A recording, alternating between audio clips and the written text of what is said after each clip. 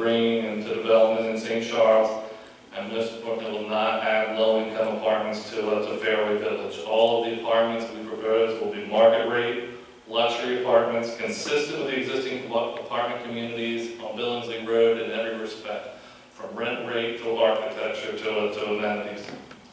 I just want to close just with two final thoughts. First of all, about 10 years ago, on St. Patrick's Drive, the residents of Dorchester had similar objections to a property that was proposed by the Archstone Company.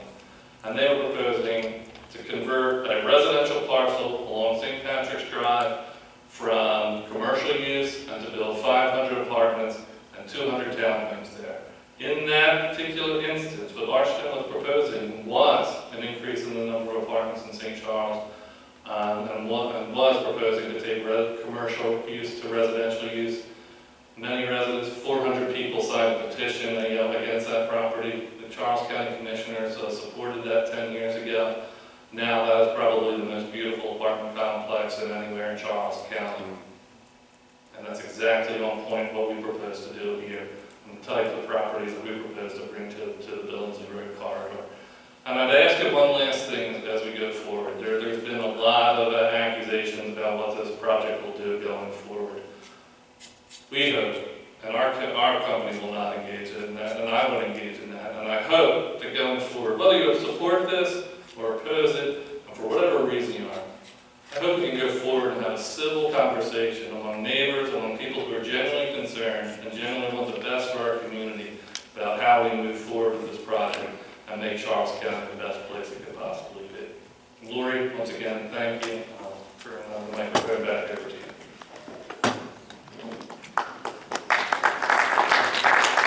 Great, thank you very much. And thank you, Mr. Irvin, as well, for your contribution. Do we have a speaker from the residents? Would you like to express your concerns? Sure. Great, thank you. And I, again, apologize. I don't need that. Okay. Can you hear me? Yeah. Okay. My name is Pat Higgins. I live 4624 Dooley Drive. Happens to be in the Cleveland Park Estates. My house is right there. This is my yard right here. Just let you know where I'm sitting. We talked about a lot of things. We talked about the beneficial impact. We talked about the necessity of the impact. We talked about the improvement of the community. First thing I want to ask is who lives in Charles County? Hands in the air. Okay. Who is happy going to dinner in Charles County on a Friday night at 7 o'clock? Hands in the air. One. Okay. Far left. I happen to train one of the main reasons I'm here is I'm a retired United States Marine. I bought my house in Cleveland Park Estates in 2005.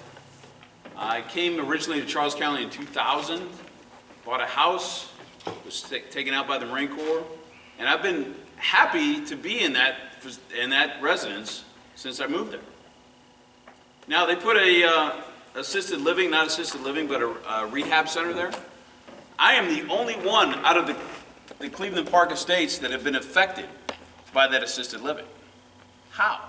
Because it backs up to my house. It backs up right to my house. I went to the construction foreman, and I went to the Charles County Commissioners, and I asked, what do I need to do to protect my house, and what do you plan to do for a buffer for that house? Well, they're going to plant some shrubs. Good to go. So they plant some shrubs. So now I have shrubs. I said, what about a fence?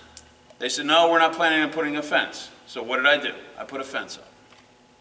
Why? Because I want to protect my property. So now, what did Charles County do? And I'm not having any problems, that many problems with the rehabilitation center. I'm not really having that many problems with it. However, what I did have a problem with is that after I spent over $1,500 out of my pocket to put a fence up, they put a fence up 15 feet from the fence that I put up. And they failed to tell me about that. Now, the lead commissioner, Peter Murphy, came to my residence following the meeting on the 2nd of this month, and he walked into my property and he told my wife, I was in New York City with the Marine Corps training, I came back and she told me that he walked back here and he said, this is unacceptable. I got a fence 15 feet from my fence that you can put anything you want to behind there and do any kind of criminal activity that you want to do.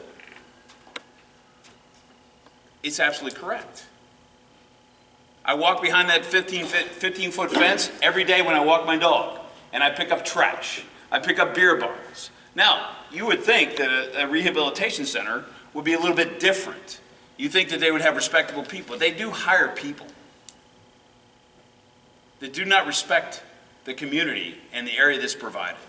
All I'm telling you is right now, this is a glimpse of what we're about to expect. So is it my responsibility to walk in my backyard, still on my easement, because I built my fence in the county commissioner line, in my county line. I built my fence within that easement to ensure that I would not violate any rules or regulations, but I'm back there to pick up beer bottles, papers. God forbid I pick up anything else in the future. I'm just telling you. I want to make sure that this does not happen. You're planning to put this high-density apartments right behind my neighbor's house. Pat, tell them about the parking. The parking. I have a tree that came down in one of the windstorms. One of the windstorms, and I have a letter here from the executive director at the Restore Health. They park right up against, and I was told when I bought this facility, I was never told about this master plan because I asked about it when I bought the house in 2005. What's going to be built back here? Nothing is going to be built behind your house where there's power lines. I have a parking establishment underneath the power lines where they put their fence up. So the parking is right up next to my fence. So now, in January, we have a snowstorm. I lost a tree. Was I preparing for trees falling on somebody else's property when I bought it? I said no, because I got power lines here. I received a letter from David Daprisky. He's the executive director of Restore Health Rehabilitation Center. Dear Mr. Higgins, on February 15, 2015, we noticed that one of your trees has fallen into our property and broke through the wooden fence as well as yours. Later in the day, you made full repairs to your fence, removed the large section of the tree that was protruding onto our property, basically leaving the branches and broken fence for us to attend to, I'm assuming. As of this date, I'm actually surprised that neither you nor anyone else from your property has ever has come to our business to review this damage. Basically, I wanted to write you this to let you know that we are, and if there are any questions or further concerns, you can reach us directly at the facility. His name is David Daprisky. Now, when the tree went down, I did repair the fence because it's my property. I had a fence panel to repair that fence. I went the next day, it wasn't even opened yet. I walked in there and I walked all the way through the facility. I left 3 messages to let them know that I had repaired the fence and there was a problem. I asked them several times, listen, the fence panels I have do not match your fence panel. And I do not want to arbitrarily replace your fence panel with something that's not appropriate for your facility. Can you please let me know? I met with him. I told him I will pay for the fence panel. It was my tree that fell. So therefore I'm responsible. But what if it falls on a car? Now it falls on a car, who's responsible for that? Am I responsible for the insurance? Am I responsible for that individual's deductible because it fell on their property? You're talking about putting a parking lot? You want to put a parking lot? Where's my neighbor's parking lot? Here's my neighbor right up in here. That's my neighbor. There's a parking lot right there. This is right behind my other neighbors, right here. It is not necessary to build this establishment. Charles County has sufficient amount of apartments to support its growth. Let me ask you something. Who's ever been to Indian Head, Maryland? I got 3, 4, 5, 6 hands. How many boards do you see on the windows in Indian Head, Maryland? Well, They're out everywhere. Why? Because it's forgotten by Charles County. The only reason I'm there is because I'm a United States Marine, retired Marine, and I served the United States Marine Corps as a GS employee. And I train Marines every day. And I go down there, and I've seen the degradation of that city since I've moved in there. Marines don't have an opportunity. They have to go to Bryan's Road. There's nothing for them to do on that base. Why don't we build these there? I'm asking you, please. Okay.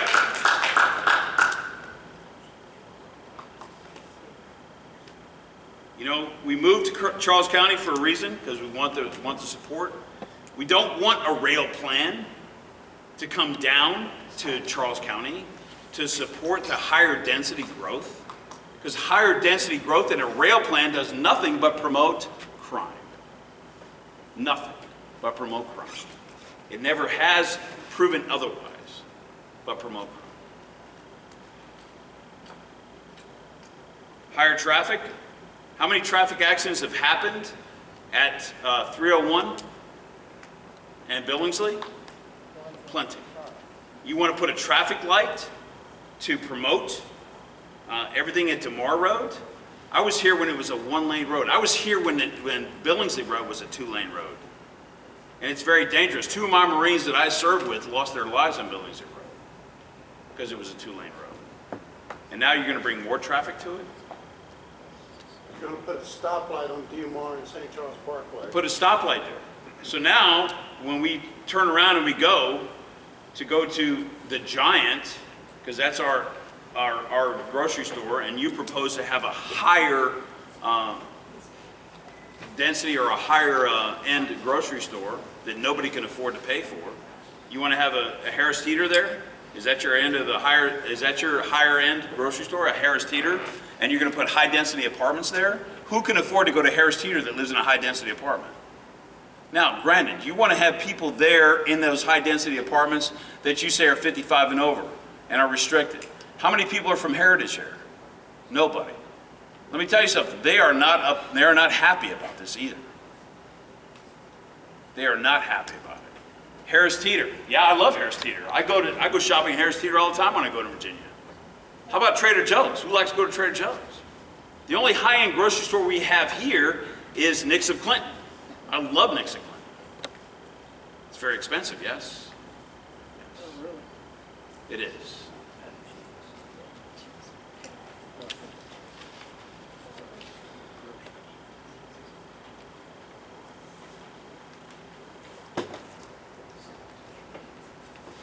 I saw somebody walk out of my backyard the other day because there was a storm and moved their car because they knew it was going to get by a tree.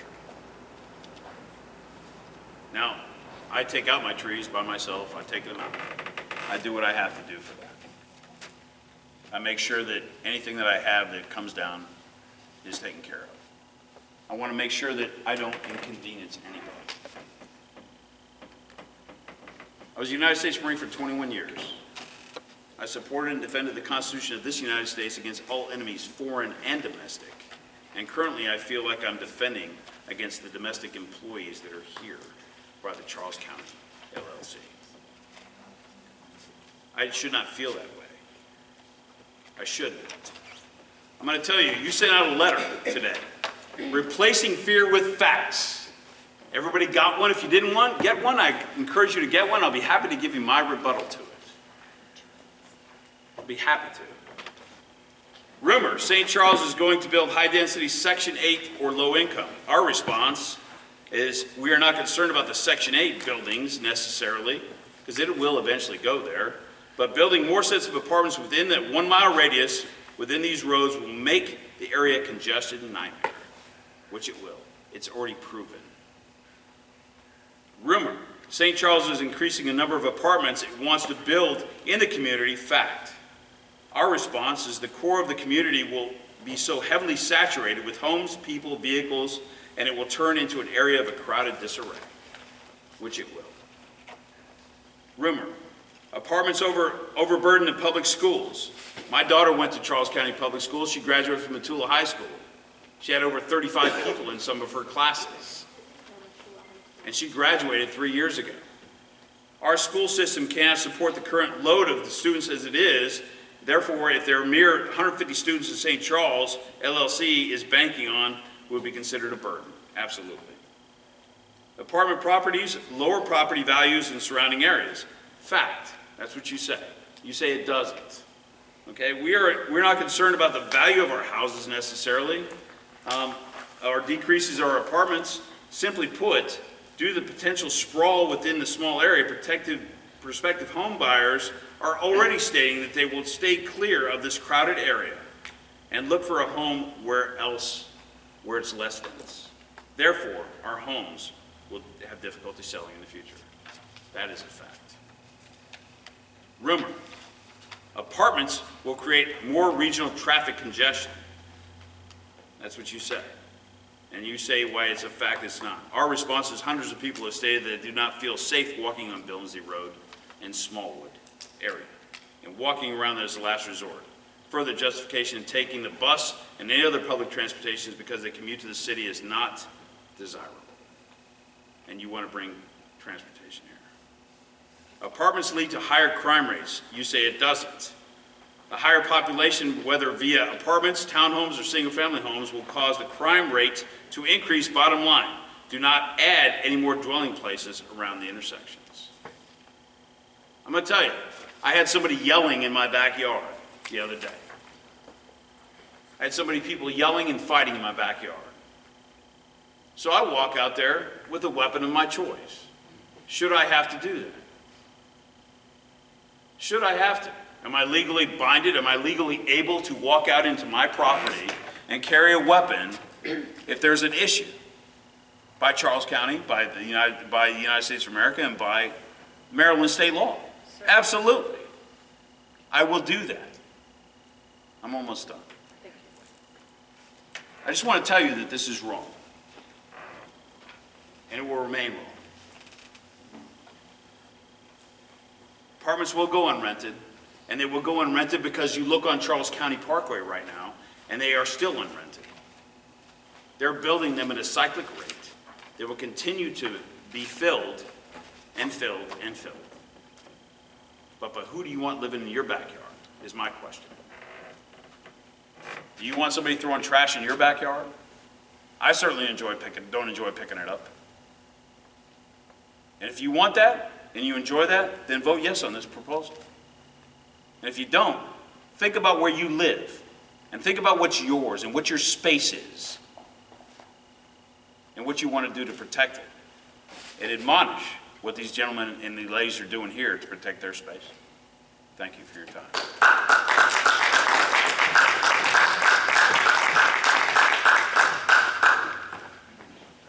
Thank you very much, Mr. Higgins. I'm not sure what your rank is, so. I'm retired. Okay. Thank you very much for speaking in on short notice. So we'd like to open the floor up to questions for Craig or a member of the St. Charles team. We're going to cover everybody. They've agreed to stay here until we're done. So if somebody would like to get started, I also have questions that we'll probably be filling in the meantime. In between, maybe at some point, we had some sent to us through social media as well. So we want to try to get all of those covered as well for everybody. I'll start with those, if you don't mind. What's that? Why don't we start with those, if you don't mind? Those are the questions you had submitted. You want to start with those? Sure. One question is there a mandated ratio of residential, commercial, and industrial growth that keeps growth balanced in the St. Charles PUD? And how does that get measured? And how would the amendment impact that ratio? Is there a mandated ratio of how we have to develop St. Charles, correct? Residential, commercial, and industrial. Under docket 90, St. Charles has to develop 10% of its property as commercial space. Already, even though we're not finished building out the community, we've already met that 10% goal. Under the plans now, correct me if I'm wrong, Matt, but I think our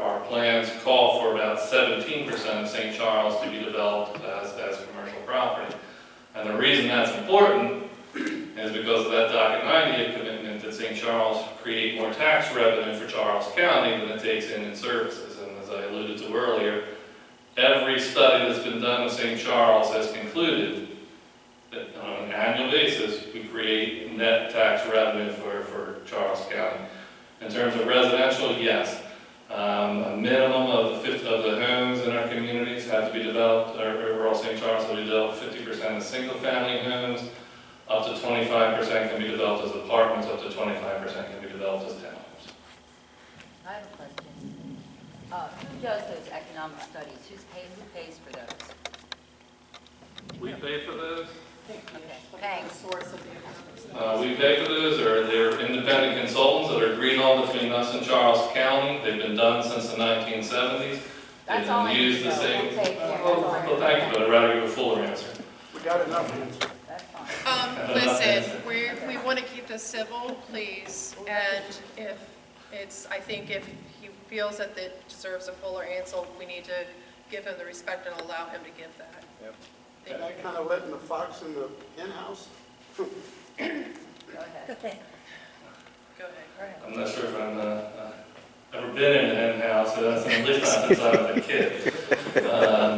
But yeah, those are independent studies. They've been done by different fiscal analysts. They follow the same methodology, and they've come to the same conclusion in the 1970s, the 1980s, and 1990s, and 2000, and most recently through 2013. What question? Sure. It says in this newspaper Can I have your here, name, sir? Dave Whitaker, I live in Cleveland Park also. Thank you. From my understanding, there's supposed to be 636 high-density apartments. All you guys are advertising in this paper here is 206, and it says at market rate. In your statement that I got about a month ago, it said that the rate's going to be $1,800. Now you got market rate. The market rate could be $1,000, whatever the market bears. So it's kind of misleading what you're saying here. And then also on DMAR, if anybody's been on DMAR, it's extremely windy. And if you think there's not going to be accidents there, then you're just not doing your homework in that situation. Because the traffic on a little two-lane road, and I live where I pull out on Ellinger, you can't see around the corner. And now there's going to be a ton of traffic there. James Erdman with Ben Dyer Associates. I suggest that you probably review the most updated traffic. I live there. Updated draft comprehensive plan. That's not adopted yet. I understand, but Well, we develop by comprehensive plans. That's how a community grows. I would suggest that you review the draft comprehensive plan. As I had mentioned when I spoke, Damar Road is proposed to be upgraded. I particularly make a point to you that it is actually listed as one of the more immediate short-term projects to be done. So, and back to your questions, I understand some of your concerns, but you have contrary concerns that are outside of St. Charles to the comprehensive plan, and there are elements other than the development community that put their fingers all over those plans. And that's Our That's fingers, the plan that I don't we're care who getting. put the finger on the plan, I really don't. I want to know if you're placing a double-lane road on Damar Road. Because Mr. Farmer's concerns, I'm not doing it. Charles County is. Charles County, which, do you represent Charles County? For the Or do you represent Charles County? I think the concern, The concern is a double-lane road, okay? It is very difficult to come out. I ride a motorcycle. And if I turn out on that road, it's very difficult in support of Mr. Farmer. It's very difficult, and I've almost gotten hit. I'm advising you that if you refer to the comprehensive plan, which has not been approved yet. one of their short-term goals Yes, sir. is to upgrade that road. Okay, Now, what can we do to amend that? Because if it hasn't been approved, therefore it's rating amendment. James, Can I make one comment? James, real quick, what generates more trips per day, commercial use or residential use? commercial use. So if you actually put commercial use where we're intending, where it's currently planned to put commercial use, it exacerbates the problem. Whereas if you put residential use, it actually lowers the traffic counts in that area. To your comments earlier, one of the things I wanted to talk to you about was our plan to do residential use will make a commitment to leaving a buffer in between so that where they parked in the easement, there will be no parking in the easement if it's developed as residential use. There is one section that you referenced where there is some proposed parking, and we're looking at moving that to make sure that it diminishes that impact and/or eliminating it so that you don't have any parking on that easement at all. If it's developed residential. If it's developed commercial, the commercial, in order to get their building and the parking, they're going to have to park that easement. And that's probably the most offensive use that you have right now. So So let's talk about commercial. Right. Let's talk about commercial vice residential.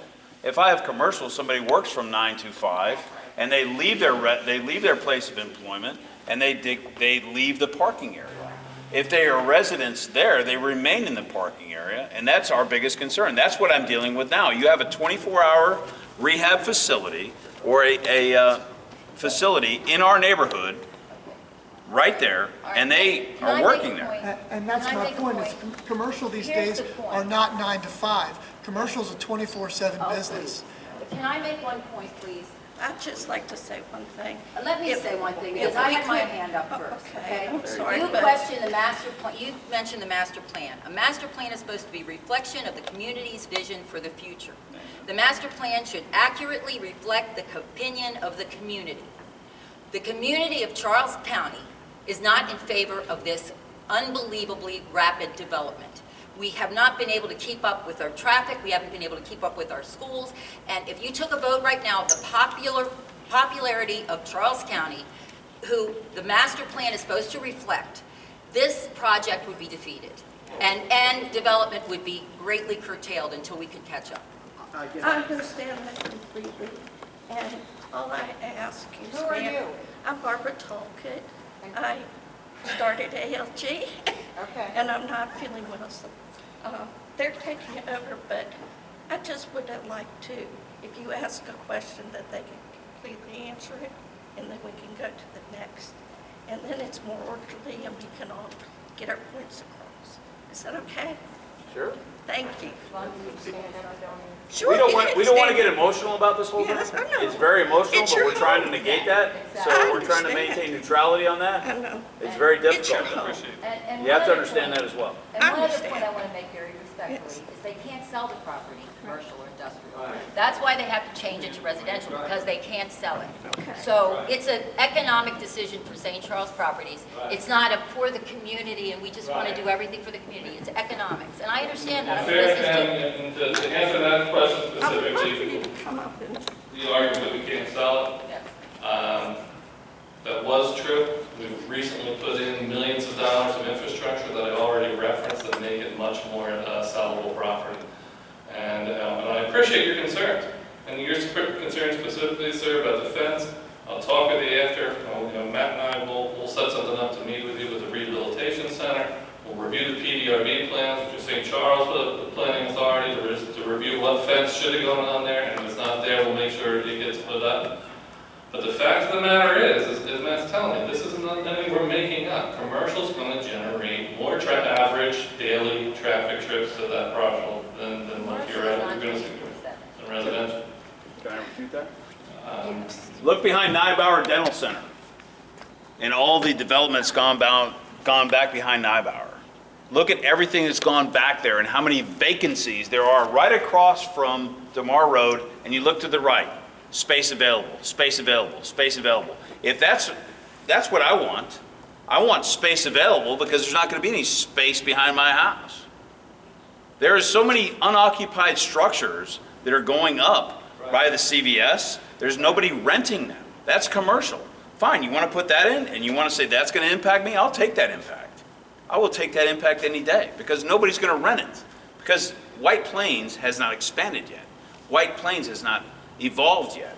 Maybe it will someday. Maybe when my son wants to retire here, but not now. And those occupancies are unoccupied. And I'll take that traffic pattern any day. Thank you, sir.